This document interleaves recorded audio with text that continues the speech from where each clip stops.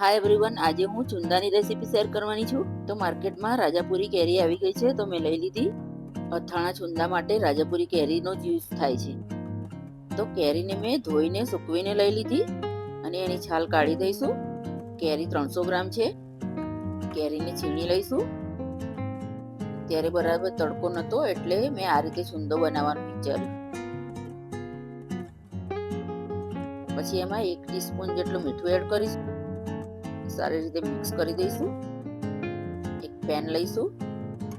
એમાં 1 ચમચી જેટલું તેલ લઈશું. એમાં એક તજનો ટુકડો, 3-4 લવિંગ, 3-4 મરી લીધા છે. 1 ટેબલસ્પૂન જેટલું જીરુંને ક્રશ કરી દીધું અને આમાં એડ કરી દીધું.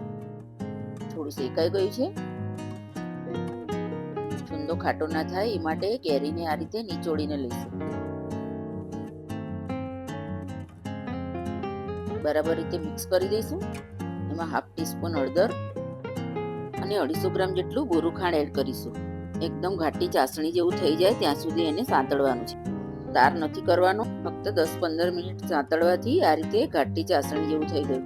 હવે આને 5-6 કલાક સુધી ઠંડુ કરવાનું છે. ચુંદો આપણો તૈયાર થઈ ગયો તો કાચના જારમાં ભરી દઈશું અને આ ચુંદો લાંબા સમય સુધી ખરાબ ના થાય એ માટે ફ્રીજમાં રાખીશું. અમે આ ચુંદો ટેસ્ટ કર્યો તો તડકામાં બને છે એવો જ બન્યો. જેને તડકો ના આવતો હોય એના માટે આ બેસ્ટ ઓપ્શન છે.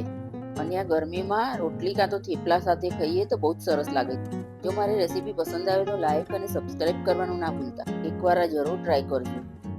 બાય ફ્રેન્ડ્સ, ફરી મળીશું.